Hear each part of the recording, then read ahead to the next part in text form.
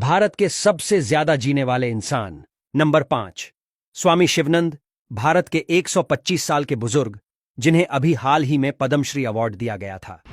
इनका नाम स्वामी शिवानंद है और उनका जन्म 8 अगस्त 1869 को हुआ था, जैसा कि आप उनके आधार कार्ड में देख सकते हैं।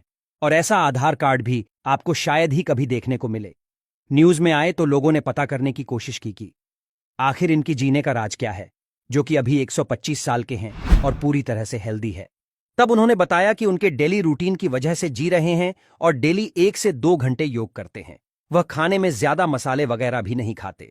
नंबर 4, तपस्वी जी महाराज।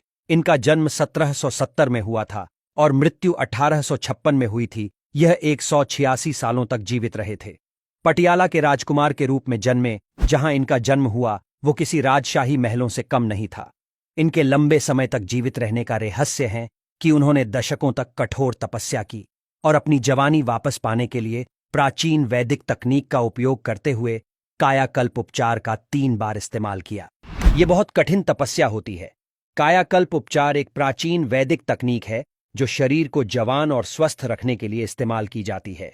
नंबर 3, देवराहा बाबा। देवराहा बाबा इंडिया के उत्तर प्रदेश से थे।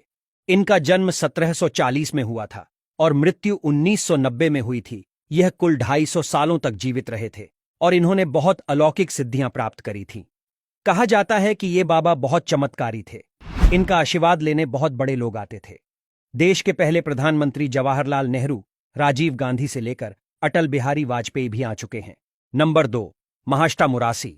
यह शख्स पिछले 181 साल से जीवित है और जो अभी भी अपनी मौत का इंतजार कर रहे हैं।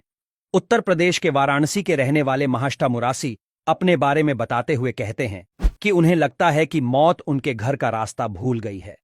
मुरासी अपने बारे में बताते हैं कि उनका जन्म 1835 में बेंगलुरु में हुआ था। 1903 में मुरासी बेंगलुरु से वाराणसी रहने के लिए आ गए। तब से आज तक वह वाराणसी में ही रह रहे हैं। नंबर 1, श्री शिव प्रभाकर। एक ऐसे बाबा के बारे में बताने वाले हैं जो 200 या 300 साल नहीं बल्कि 723 साल तक जीवित रहे। हम बात कर रहे हैं श्री शिव प्रभाकर सिद्ध योगी जी की, जिनका जन्म 1263 में अकावूर मारा में हुआ था और महज 9 वर्ष की आयु से ही उन्होंने गुफाओं में ध्यान लगाना शुरू कर दिया और इतनी सिद्धि हासिल कर ली कि वे लोगों के भविष्य से लेकर वह क्या सोच रहे हैं सब बता देते थे। और यहां तक कि कुछ लोगों का कहना है कि जब बाबा ध्यान लगाते थे तो वे हवा में उड़ने लगते थे।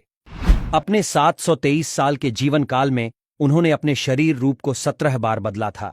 उनके पास इतनी ज्यादा सिद्धियां थीं कि दक्षिण भारत के 18 सिद्ध योगी में गिने जाते थे।